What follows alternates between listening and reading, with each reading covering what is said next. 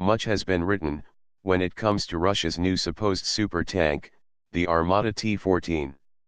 While early reports concerning the new tank seem to indicate some strong capabilities, how would the new Russian vehicle perform on the battlefield?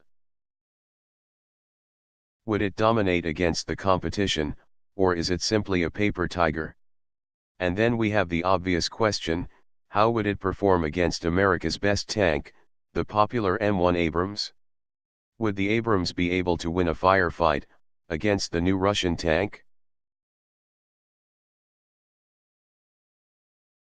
With the end of the Cold War, and the collapse of the Soviet Union, the specter of a massive armored Red Army juggernaut smashing its way through the Fulda Gap is long past. But Russia has continued to develop new tanks and armored vehicles. Meanwhile, the United States has continued to rely on upgraded versions of the Cold War-era M1 Abrams and Bradley fighting vehicle.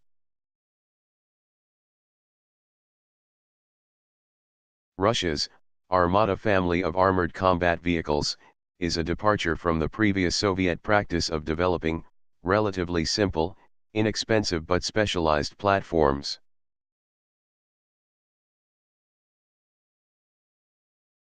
The T-14, from all appearances, seems to have abandoned the traditional Russian way of designing armored vehicles. Instead of a relatively simple design, the T-14 is fitted with a number of very advanced features that have never been implemented in an operational tank anywhere else in the world. Moreover, for the first time, the Russian military seems to have placed a premium on crew survivability.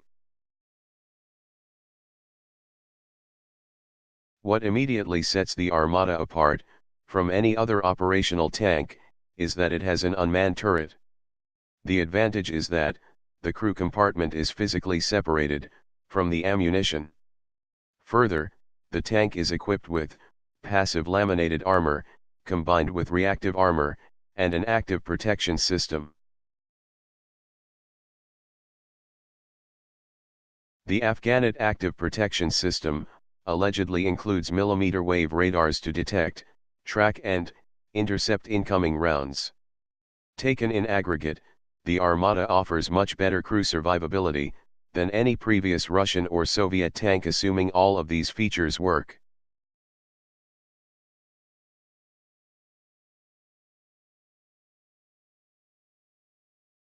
While the unmanned turret offers much better crew survivability, it also has some drawbacks.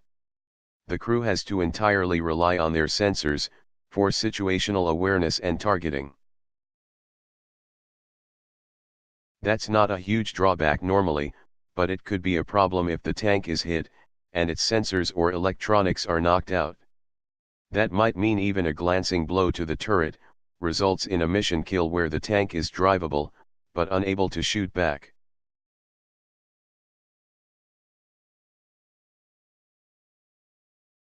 The Abrams is a proven, reliable design that is still being upgraded.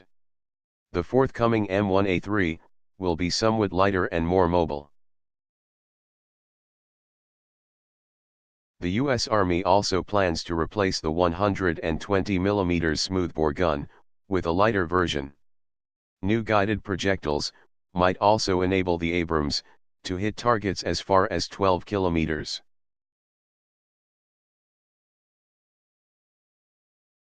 But Russian tanks are also equipped to fire anti-tank guided missiles via their main gun.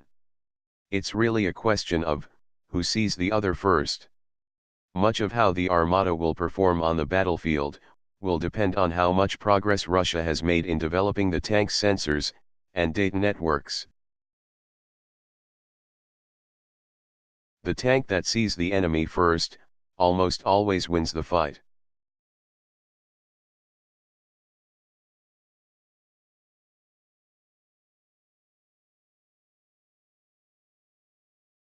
The Armata is a new design, and it will inevitably have teething problems as it matures. Further, there is the question of whether the T-14 can be produced in numbers. And that's very much a factor, given the state of Russia's economy. Ultimately, it could prove to be a formidable weapon.